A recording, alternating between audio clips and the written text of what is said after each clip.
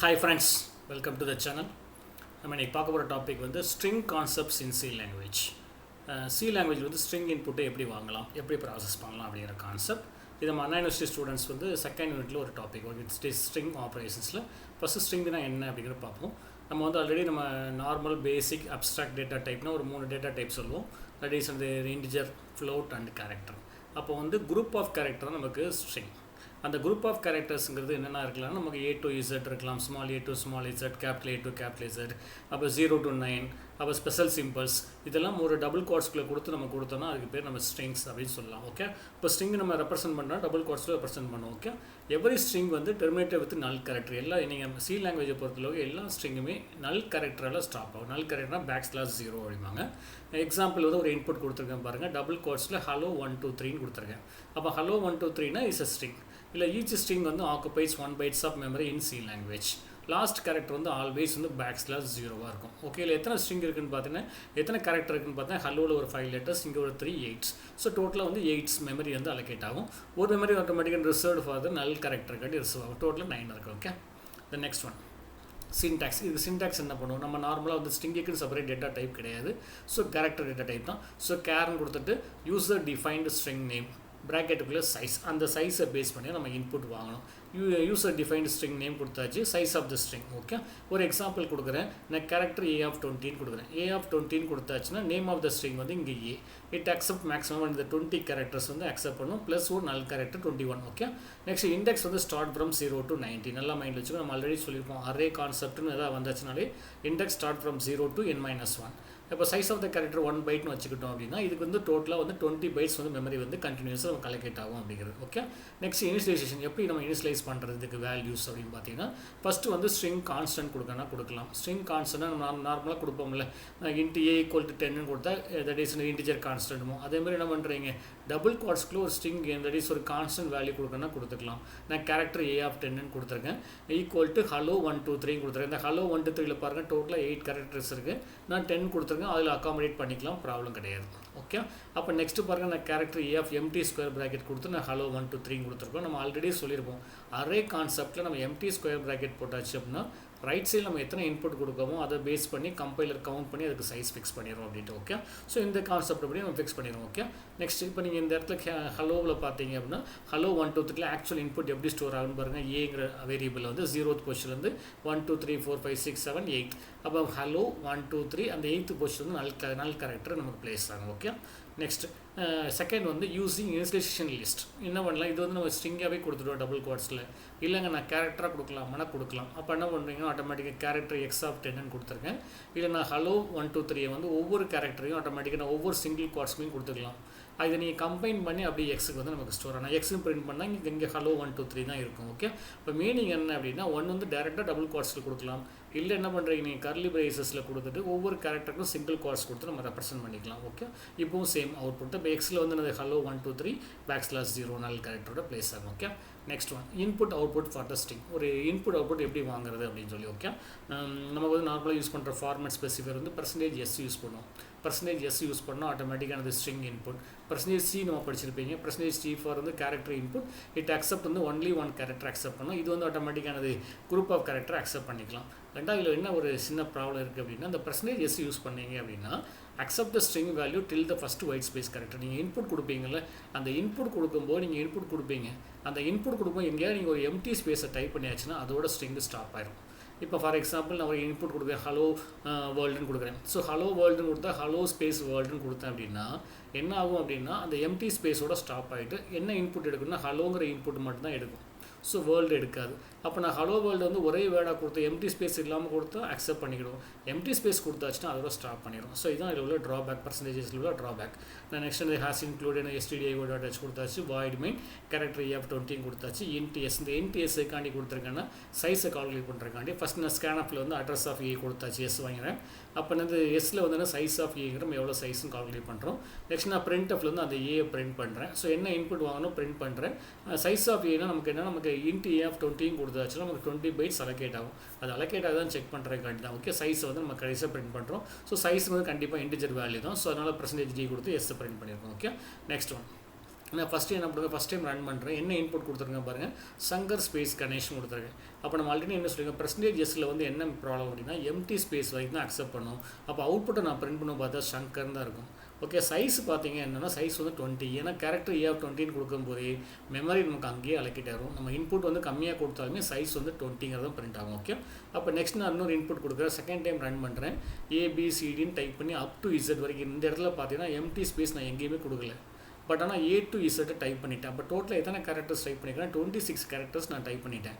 ஆனால் வந்து A20 நமக்கு மேக்ஸிமம் 20 கேரக்டர்ஸ் தான் அக்செப்ட் பண்ணும்.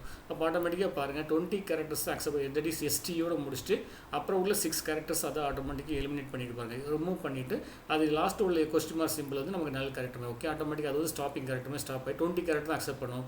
சைஸ் வந்து பார்த்தீங்கன்னா 20. அப்போ நீங்கள் 26 கொடுத்தாலுமே எத்தனை கேரக்டர் அக்செப்ட் பண்ண ஒன்லி எனது 20 கேரக்டர்ஸ் தான் அக்செப்ட் பண்ணும்.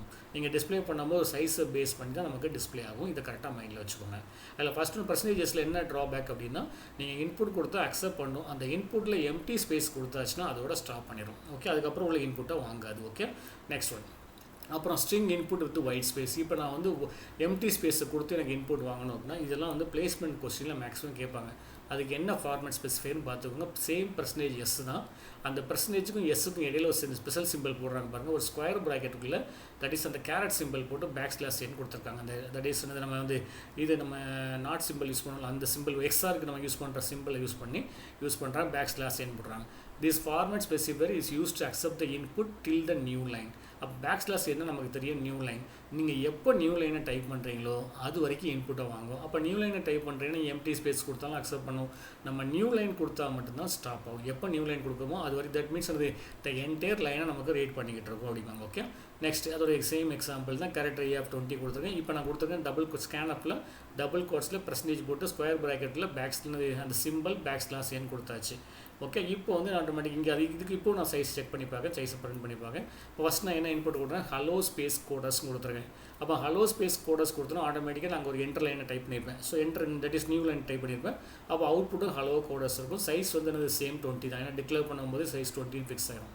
அப்புறம் என்ன பண்ணுறாங்க, நான் இப்போ என்ன கொடுக்குறேன், பிகினர்ஸ் கோடிங் சேனல் அப்படி கொடுத்துருக்கேன். ஓகே, பிகினர்ஸ் கோடிங் சேனல் ஆட்டோமேட்டிக்காக அது லெட்டர்ஸ் பாருங்கள், பிகினர்ஸில் வந்து லெட்டர்ஸ் எல்லாத்தையும் கவுண்ட் பண்ணி டோட்டலாக 24 கேரக்டர்ஸ் இருக்குது. ஆனால் நமக்கு என்ன மீனிங், நம்ம நியூ லைன் கொடுக்குற வரைக்கும் அக்செப்ட் பண்ண மீனிங் கிடையாது. பட் சைஸ் வந்து நம்ம 20 கொடுத்துருக்கோம். அப்போ அந்த 20 கேரக்டர்ஸ் தான் அக்செப்ட் பண்ணணும். ஆட்டோமேட்டிக்காக CHEயோட ஸ்டாப் பண்ணிடுது. 24ல் லாஸ்ட் 4 கேரக்டர்ஸ் NNEL வந்து ரிமூவ் ஆயிடுது, ஏயோட ஸ்டாப் பண்ணிடுது. ஸோ ஆட்டோமேட்டிக்காக நான் 20 கேரக்டர்ஸ் தான் அக்செப்ட் பண்ணேன். எனக்கு வந்து நியூ லைன் வரைக்கும் நான் எத்தனை கேரக்டர் கொடுக்கணும் அப்படி மீனிங் கிடையாது. சைஸை பேஸ் பண்ணி அந்த சைஸ் என்ன சைஸ் கொடுத்துருக்கீங்களோ அந்த சைஸுக்குள்ளே மட்டும்தான் அந்த இன்புட்டை வாங்கிட்டு இருக்கோம். ஓகே, இது வந்து ஆட்டோமேட்டிக்காக அது \n கொடுத்து எம்டி ஸ்பேஸை அக்சஸ் பண்ணிக்கலாம். String input with white space program. String input with user specified end character.